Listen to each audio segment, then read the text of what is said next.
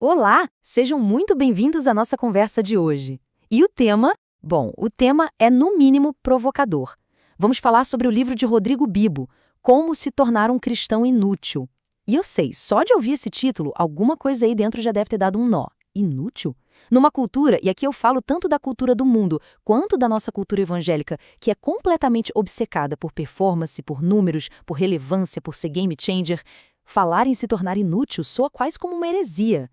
Mas é exatamente essa provocação, esse choque inicial que a gente precisa para começar essa jornada. Nossa análise de hoje vai mergulhar fundo para desmontar essa visão de fé que funciona na base do utilitarismo, do mérito. Uma mentalidade que, vamos ser sinceros, tem gerado dois frutos bem amargos nas nossas igrejas. De um lado, gente esgotada com burnout espiritual, do outro, gente paralisada, sentindo que nunca é boa o suficiente. Vamos investigar juntos como essa busca sem fim por um protagonismo espiritual, muitas vezes turbinada por uma teologia de coach, na verdade, nos aprisiona.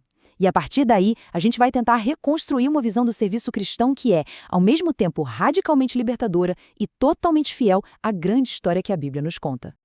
A reação é quase um reflexo, né? E é super compreensível. Peraí, inútil? Mas a vida inteira eu ouvi que a gente precisa servir a Deus, que temos que ser um vaso útil nas mãos do oleiro, que precisamos dar frutos, fazer a diferença. Essa tensão é real, ela pulsa no coração de muita gente boa. Nós fomos condicionados a pensar em termos de utilidade, a buscar um papel de destaque na história de Deus. E aí, a ideia de abraçar a inutilidade parece ir contra tudo que a gente aprendeu. Só que o que a gente vai descobrir juntos é que essa inutilidade da qual Jesus fala e que o Bibo corajosamente explora no livro não tem absolutamente nada a ver com preguiça, com inércia ou com falta de valor. Muito pelo contrário. É o ponto de partida para a verdadeira liberdade. É a chave que quebra as algemas do serviço que a gente faz por culpa ou para tentar ganhar a aprovação de Deus e dos outros. E essa chave abre a porta para um serviço que brota de uma fonte completamente diferente, a pura, simples e transbordante gratidão. E para entender isso melhor, vamos mergulhar nessa dinâmica que o Rodrigo Bibo identifica com uma precisão cirúrgica. Ele fala que essa mentalidade do mérito cria um problema de dois gumes, dois extremos que a gente vê direto nas nossas comunidades. De um lado, você tem o pessoal do burnout espiritual. Sabe quem é? É aquela galera incansável, que está em todas, envolvida em 1000 ministérios, mas que está visivelmente exausta. Estão presos numa esteira de hamster de atividades religiosas que nunca para. No fundo, de forma consciente ou não, eles estão tentando comprar o favor de Deus com seu suor, como se o amor divino fosse um prêmio que se conquista com esforço. O serviço, para eles, deixou de ser uma fonte de alegria e virou uma moeda de troca, um jeito de pagar uma suposta dívida com Deus. Do outro lado da moeda, a gente tem a passividade espiritual. É o pessoal que senta no banco da igreja e se vê como um mero espectador da fé. Eles terceirizaram a missão. Na cabeça deles, o trabalho de verdade é para uma classe especial de cristãos, os pastores, os missionários, os líderes que têm um chamado extraordinário. E como eles não se sentem qualificados, acabam se omitindo, assistindo a tudo de uma distância segura, como se fosse um jogo de futebol. O argumento do Bibo é que esses dois extremos, o ativismo frenético e a apatia paralisante, nascem da mesma raiz envenenada, uma compreensão totalmente torta sobre o que é a graça de Deus e sobre quem a gente é nele. Essa frase do Roger Waters, do Pink Floyd, que abre o livro, é um diagnóstico de uma precisão absurda para uma das nossas doenças espirituais de hoje. O Bibo usa essa citação para descrever o que ele chama de teologia de protagonismo ou teologia coaching. É um jeito de enxergar a fé que coloca a gente no centro do palco. Nessa história, Deus vira um tipo de coadjuvante de luxo na nossa jornada pessoal. A função dele é nos ajudar a alcançar nosso pleno potencial, a realizar nossos sonhos. A tragédia que o Roger Waters descreve é exatamente essa. A gente troca a honra gigantesca de ser um coadjuvante, uma peça pequena, mas vital na grande e épica guerra de Deus pela redenção do universo, pela ilusão de ser o herói principal de uma historinha minúscula, autocentrada e, no fim das contas, irrelevante. Essa busca pelo papel principal nos aprisiona, é uma jaula. Talvez uma jaula dourada, mas ainda assim uma jaula de ego. Ela nos isola, nos sobrecarrega com a pressão de ter que ser o protagonista e nos cega para o roteiro magnífico que Deus está escrevendo. A proposta dessa nossa conversa, seguindo o livro, é justamente encontrar a chave para sair dessa jaula. Bom, então, qual vai ser o nosso roteiro para essa jornada de libertação? A gente vai seguir um caminho bem claro e progressivo. Primeiro, a gente vai desvendar o paradoxo do servo inútil, indo direto na fonte, na passagem bíblica que inspirou tudo isso. Depois, vamos construir a base de tudo em servidos para poder servir, virando de cabeça para baixo a lógica do mérito. Em seguida, com sacerdotes de All Stars, vamos redescobrir uma doutrina revolucionária, a do sacerdócio universal. Com essa base sólida, a gente vai firmar nossa identidade em Cristo, para entender quem a gente é antes de se preocupar com o que a gente faz. Com a identidade no lugar, vamos ver como somos enviados para a vida comum, para encontrar nossa missão no dia a dia. E, por fim, em Trabalho às Máscaras de Deus, a gente vai aplicar tudo isso na área mais prática e, para muita gente, mais desafiadora da vida. Vamos lá? Então vamos começar. Nossa primeira sessão é aqui que a gente vai direto no coração da provocação do livro. É o momento de desaprender algumas coisas para poder reaprender outras. É hora de redefinir o nosso valor, tirando ele da régua da utilidade, do mérito, para encontrar esse valor somente na graça de Deus. E a chave para essa virada de mentalidade está numa parábola bem pequena, mas extremamente poderosa que Jesus contou. Esse aqui é o texto central, o epicentro de toda a nossa discussão. E é muito importante a gente prestar atenção no contexto. Jesus não está contando essa história para uma multidão qualquer.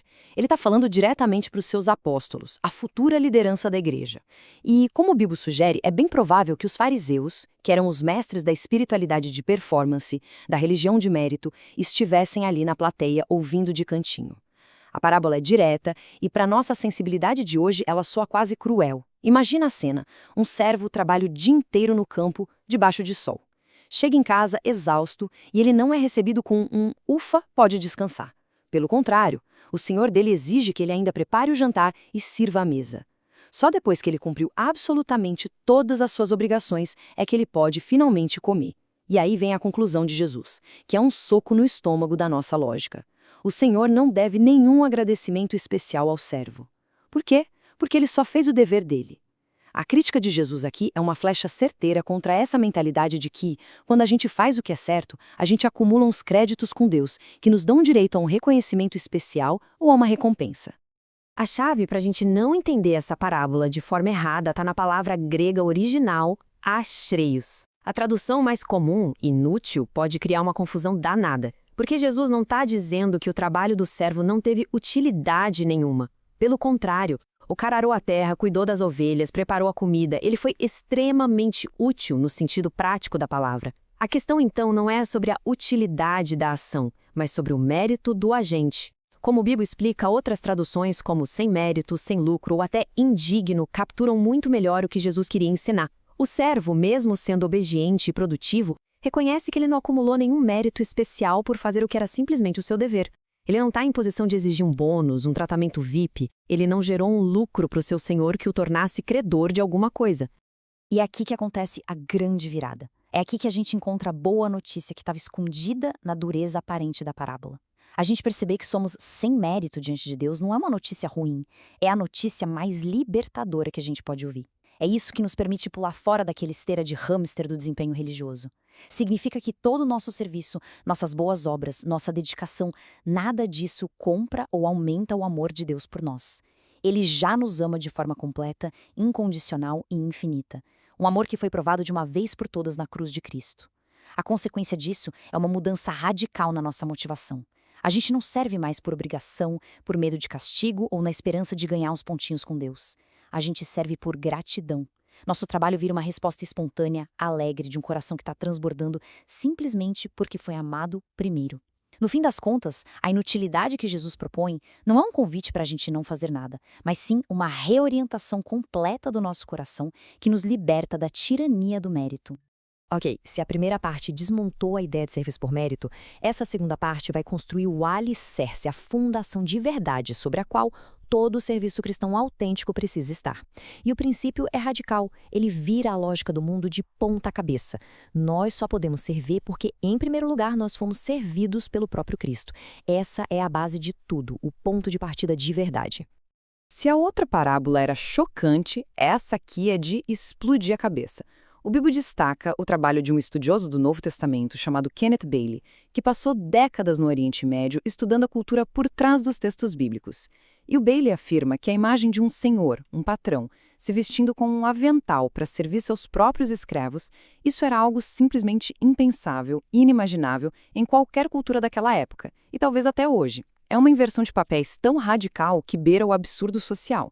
Imagina a cena. Um senhor chega em casa de uma festa, de madrugada, encontra seus servos acordados, vigilantes. Em vez de exigir ser servido, ele manda os servos se sentarem à mesa, amarra um avental na cintura e começa a servir a comida para eles. Essa imagem é um retrato incomparável da natureza do nosso Deus.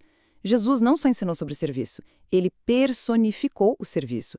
E isso culminou no ato de lavar os pés dos discípulos e finalmente na sua morte na cruz. Ele é o Mestre e Senhor que se faz servo. A implicação disso muda tudo na nossa vida. A vida com Deus não é um checklist de deveres religiosos.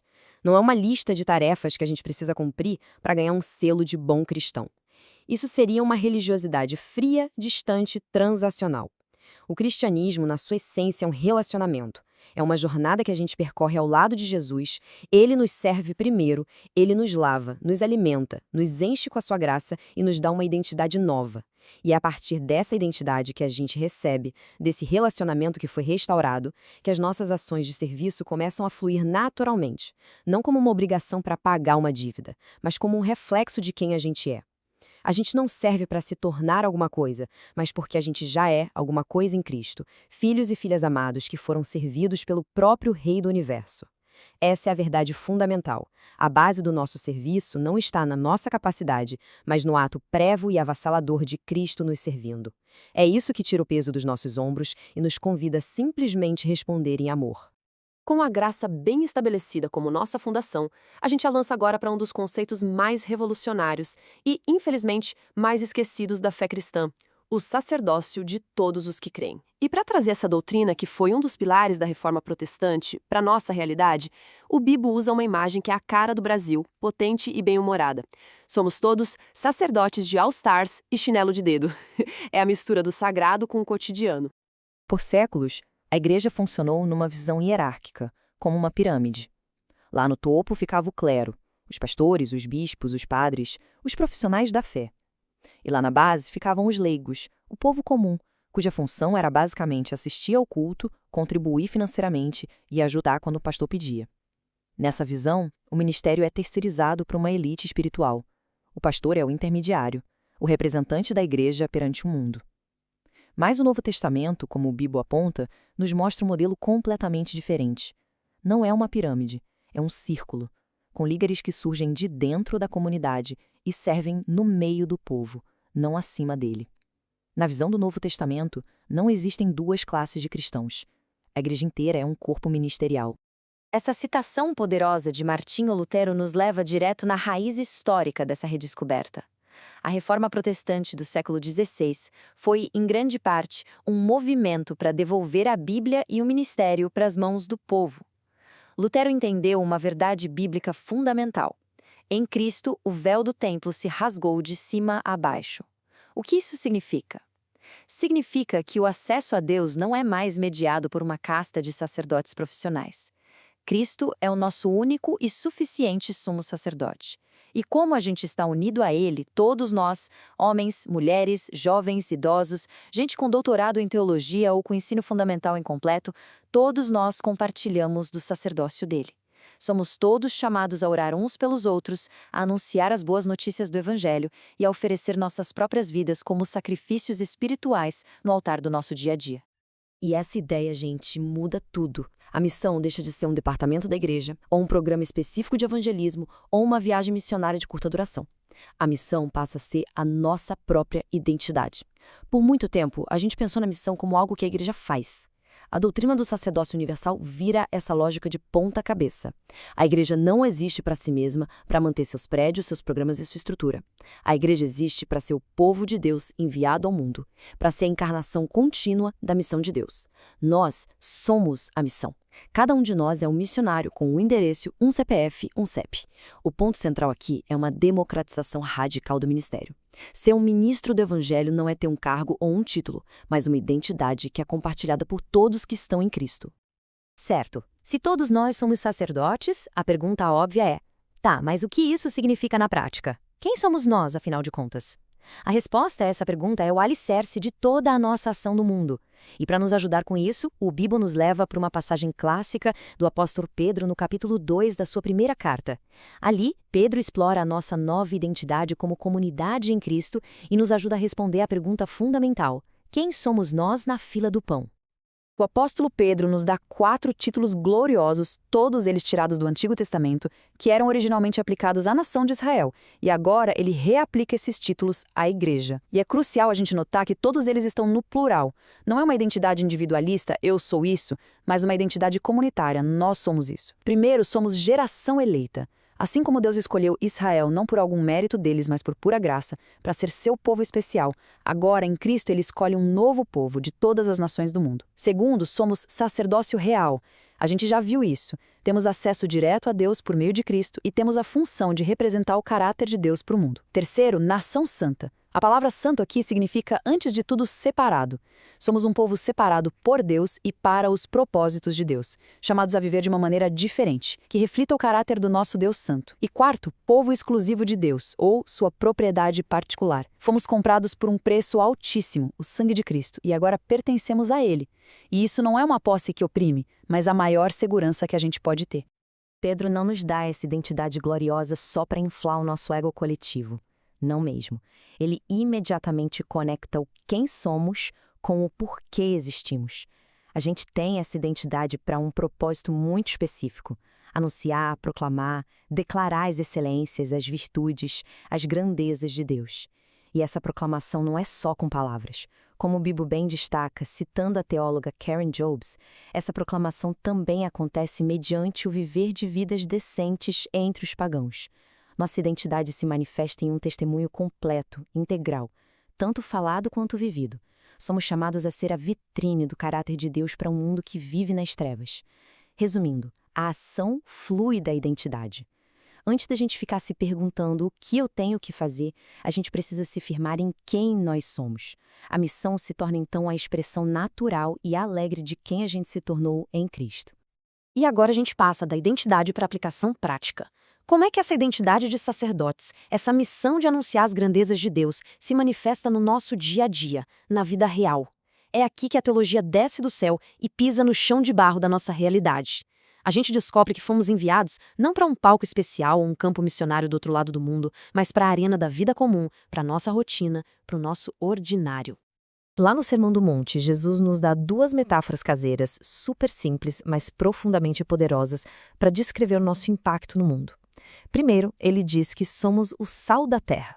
No mundo antigo, o sal era um conservante valiosíssimo usado para impedir que a carne estragasse. A nossa presença no mundo, então, tem essa função de preservar. Somos chamados a ser um agente que retarda a decadência moral e espiritual da sociedade.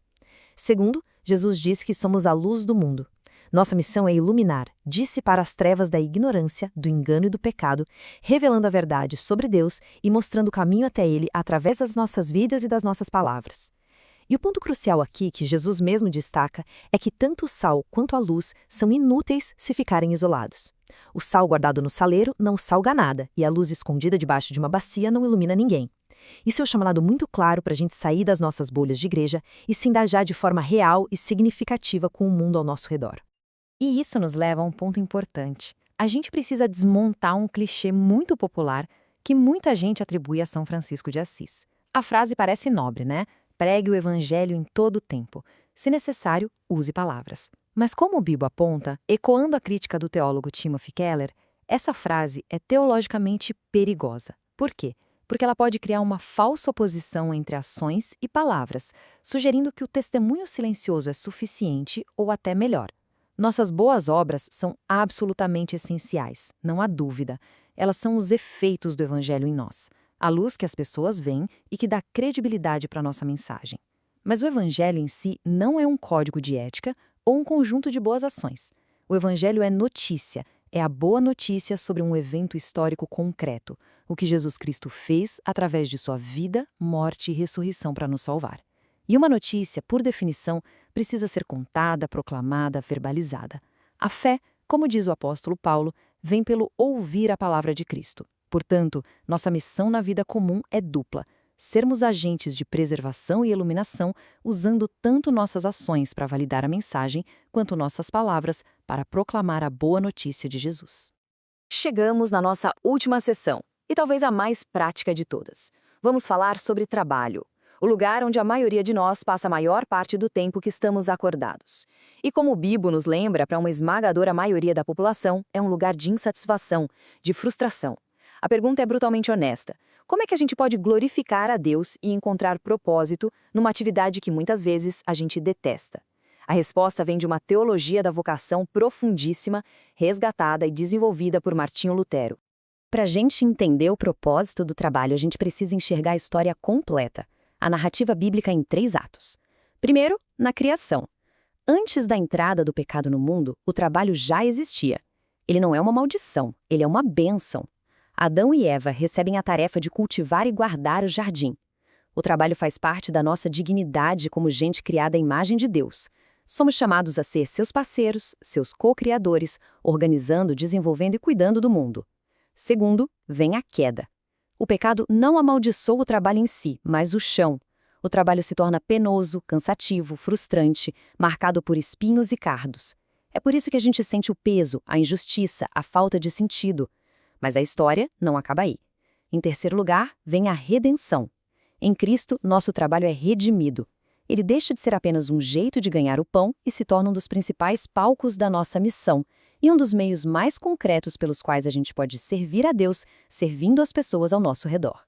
E isso nos leva ao conceito transformador de Lutero, o trabalho como uma das máscaras de Deus. O que ele queria dizer com isso? Lutero ensinava que Deus cuida da sua criação de forma providencial o tempo todo, mas ele geralmente não faz isso de forma direta, milagrosa. Ele age através de meios, através de pessoas comuns, em seus trabalhos comuns. Pensa bem, Deus nos dá o pão de cada dia, mas ele faz isso através do trabalho do agricultor que planta, do padeiro que assa o pão, do motorista de caminhão que transporta. Deus nos protege, mas ele faz isso através do policial, do bombeiro, do legislador. Deus nos cura, mas ele faz isso através do médico, da enfermeira, do cientista que desenvolve a vacina. Seu trabalho honesto, por mais comum que pareça, seja programando um software, dirigindo um carro de aplicativo, limpando um escritório ou dando aula numa sala, é a máscara que Deus usa para amar e servir ao seu próximo através de você. Essa perspectiva dá uma dignidade e um propósito gigantescos a qualquer vocação, transformando o trabalho em uma participação na obra amorosa e cuidadosa de Deus no mundo. E assim, a nossa jornada nos traz de volta ao começo, mas com uma perspectiva totalmente nova. A gente viu que a verdadeira liberdade não está em provar nossa utilidade, mas em abraçar com alegria a nossa condição de servos sem mérito, que são amados de graça. A gente descobriu que só podemos servir porque fomos radicalmente servidos primeiro pelo nosso Rei. Redescobrimos nossa identidade coletiva como sacerdotes, enviados como sal e luz para a vida comum, onde até mesmo nosso trabalho diário se torna uma máscara de Deus, um palco para o cuidado dele. O fio de ouro que conecta tudo isso é o poder do Espírito Santo, prometido lá em Atos 1:8. Esse poder não nos foi dado para a gente buscar protagonismo, mas com um propósito bem específico: sermos suas testemunhas. Portanto, a pergunta final que fica ecoando não é qual é o meu grande chamado especial, mas algo muito mais concreto, diário e poderoso. Como a minha vida comum, hoje, no meu trabalho, na minha família, na minha vizinhança, está contando a grande e bela história da redenção de Deus. Que essa pergunta nos desafie a abandonar a busca por um papel principal numa jaula e abraçar com alegria o nosso papel de fieles coadjuvantes na maior e mais importante história já contada. Muito obrigada por acompanhar esta análise.